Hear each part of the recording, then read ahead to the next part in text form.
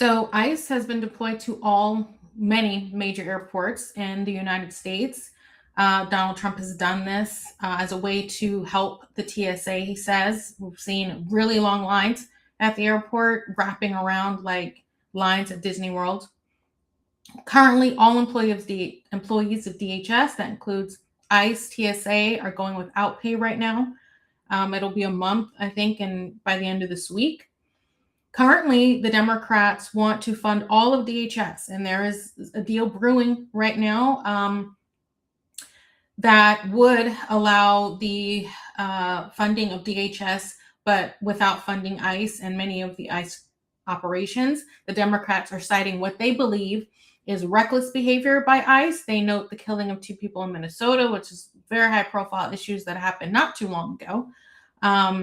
They say ICE agents in masks is dangerous. And they also talk about those agents entering homes without a judicial warrant. Now, Trump is vehemently against funding all of DHS except ICE. He has come out against this proposal. Now, there is additional funding that can be used to fund ICE without this particular funding provision. Reported by the Wall Street Journal, the article says, while DHS, which oversees the TSA, has been largely shut down since last month, ICE remains fully operational, using $75 billion approved under 2025 One Big Beautiful Bill Act, which could fund the agency for years, even if Congress doesn't pass any appropriations. So the Republicans can do this. Donald Trump doesn't want them to. My guess it's because he doesn't want to give credence to a lot of the Democrats' arguments regarding ICE.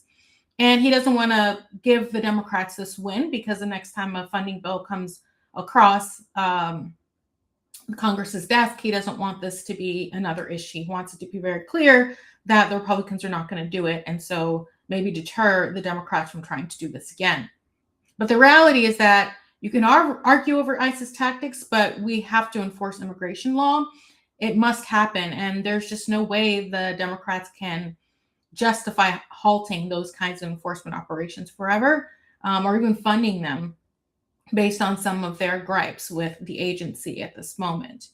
Now, even though it appears that some of the Republicans are actually ready to take this latest deal, Trump has clearly doubled down.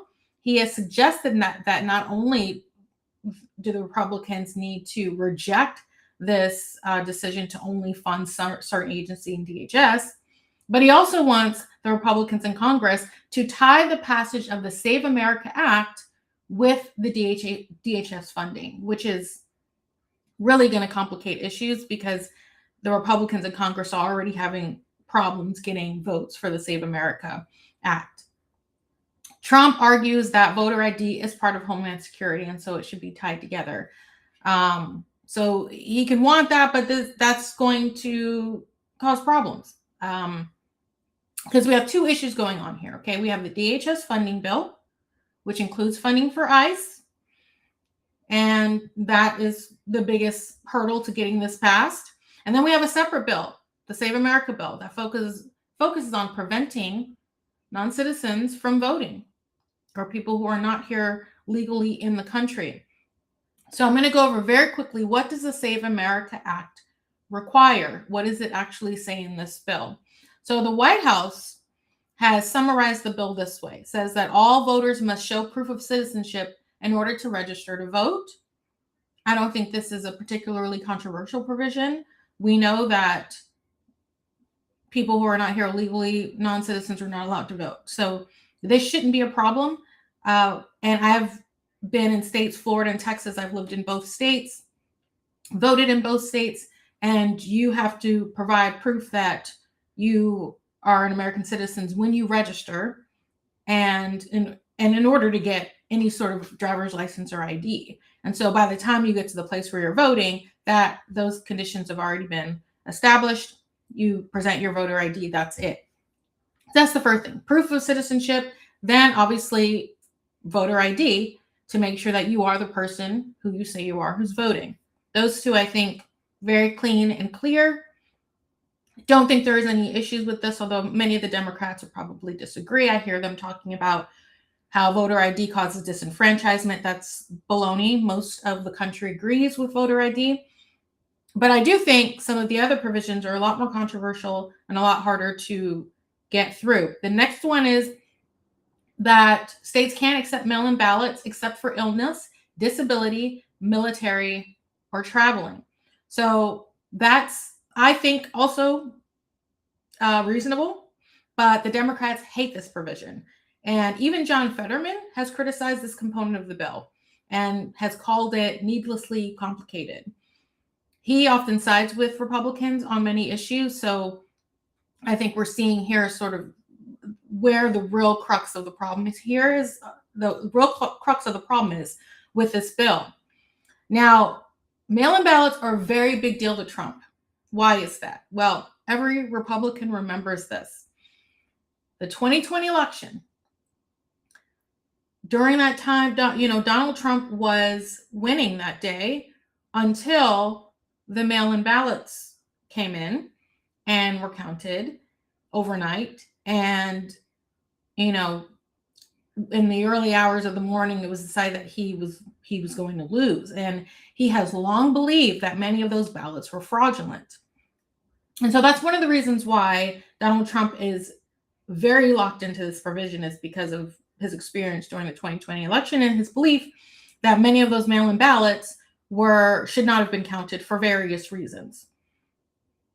So this is, I think, one of the big deals about the Save America Act. But there's also two other provisions that really don't have anything to do with voting. There are no men and women sports, and no mutilation, body mutilation surgery for children who believe that they are transgender. So you have to be over 18. Those are also two particular 4 and 5. Those provisions, I think, could probably go in a different bill. Although I think they are important and should absolutely be addressed in federal law. Right now, Donald Trump is actually enforcing these requirements through federal funding, denying federal funding from states that do not comport with these last two provisions anyway. But I do think they're different enough that the Republicans could do this as a standalone bill and fight over it. However, I don't think it would matter, because I really don't think the Democrats are focused on these provisions. I don't think this is why the Democrats won't vote for it. I think they won't vote for it because of the mail-in ballot provisions, and because there are states that are not really keeping track of who's voting. They're not collecting data in terms of like voter ID or making sure that illegal immigrants are not voting. And maybe they want to keep it that way. And so I think there's a little bit of that going on here, because I haven't heard a lot of the Democrats even complain about these sort of provisions regarding transgender issues. Now, the Republicans are very much struggling to get this bill passed. Donald Trump has said he won't sign any other bills until the Save America Act is passed. And even some of the Republicans in the House of Representatives said the Senate needs to pass this bill, otherwise we're not going to do anything.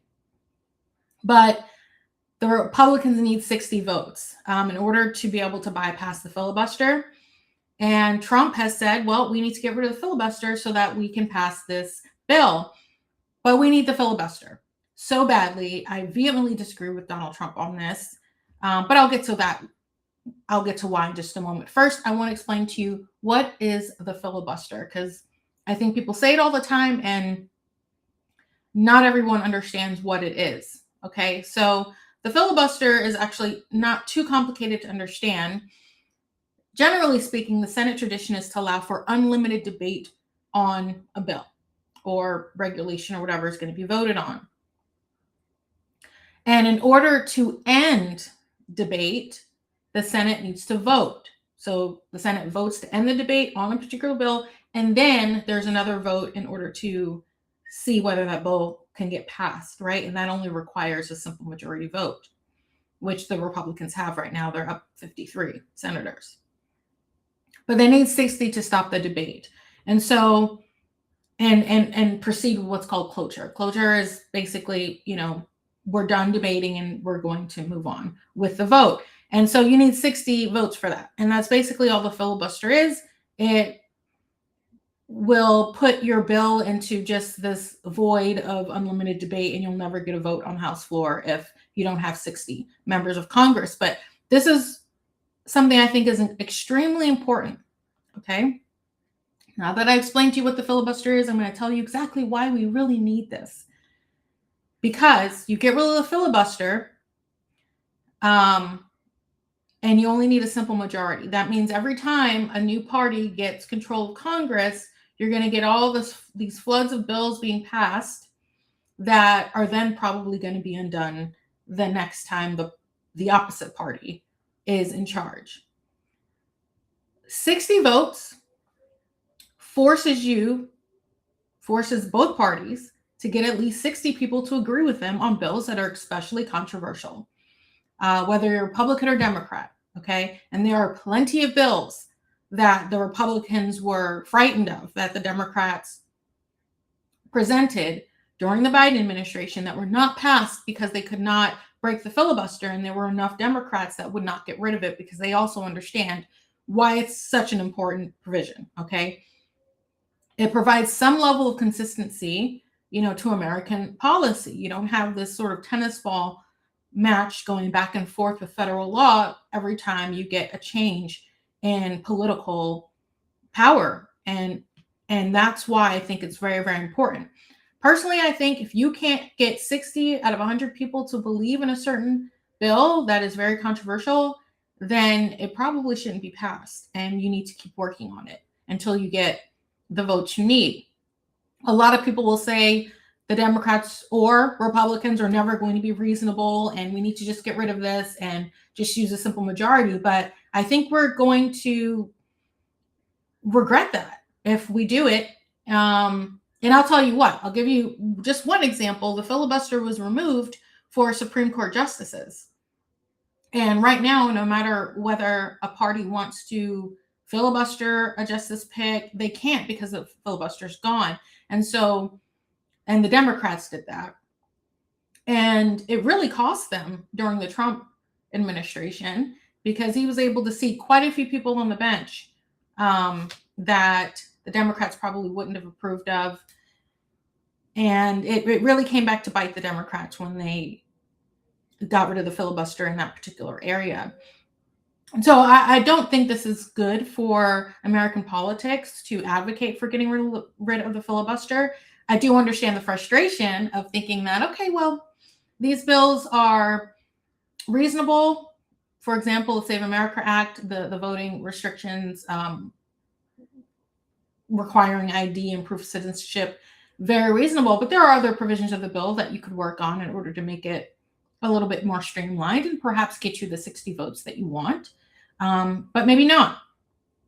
And so for me, I'm willing to take the risk that some of these important bills won't be passed in order to prevent some of the more extreme bills from being passed. Because as a constitutional lawyer, I saw during the Biden administration a number of bills that I think would have been pretty catastrophic for our country if the Democrats were able to pass those bills. So, ladies and gentlemen of the jury, that's my pitch on why you should support and defend the filibuster. It protects both sides, and it definitely protects the American people and provides consistency in federal law. So you don't have, like I said, a back and forth happening every time there's a change in leadership in the Senate or the House. Now, one final thing. The Democrats' last few standoffs have been about illegal immigration, protecting illegal immigrants in some way. Shutdown is because the Democrats were demanding that the Republicans agree to pay for health insurance for illegal immigrants, which they were never going to do. The Republicans were never going to agree with that. And eventually the Democrats did, move on and fund the government without those health insurance, premiums being paid for illegal immigrants. And, they were willing to go through a shutdown. I think that lasted a month over this issue that they were never going to win anyway. This is a little bit different. There's a little bit more substance, I think, to the Democrats' argument this time, but it's still about the same thing, and that is about protecting illegal immigrants. Right now they're trying to limit ICE enforcement, and you can, make your arguments about whether the ICE agents should or shouldn't be wearing masks and all these things. But it's obvious that the Democrats are focused on illegal immigration and ensuring that as many illegal immigrants as possible are staying in the country, and also perhaps having access to voting before the midterms. And you have to ask yourself why that is. Why are they so focused on this if they agree with the fact that illegal immigrants shouldn't be able to vote, or that American taxpayers shouldn't necessarily be funding the lifestyles of people who are in the country illegally? And it's clear, I think, to me, that the Democrats want this, that they find it to be very important. And I don't really hear them fighting a whole lot about the citizens who are in their voting bloc, the Democratic citizens who are paying for some of this, the Democratic citizens who some of which work for the federal government right now. I know you think that there aren't any Democrats working in DHS, but that just isn't true. There are plenty, and they are also going without paychecks right now. So this, funding issue is a bipartisan issue. It's not necessarily about Democrat and Republican. These are regular Americans who are trying to work, and they're not getting paid right now because we've got this political Russian roulette going on between the Republicans and Democrats. So if I can leave you with anything, it's just understanding that it's the American people that are having to deal with the consequences of this, not Congress. And what you're seeing is some pretty high level politics right now. The Republicans trying to please Donald Trump, Republicans in Congress trying to please Donald Trump, and the Democrats trying to please I can't even say they're trying to necessarily please their voting base, maybe a little bit, but I think a lot of it is that they have plans for the midterms, and this is what they think they have to do in order to win and get back the leadership status that they want in November, because they're 3-0 right now. They've lost the presidency, they've lost the Senate, they've lost the House, and I think they want it back. Now, historically,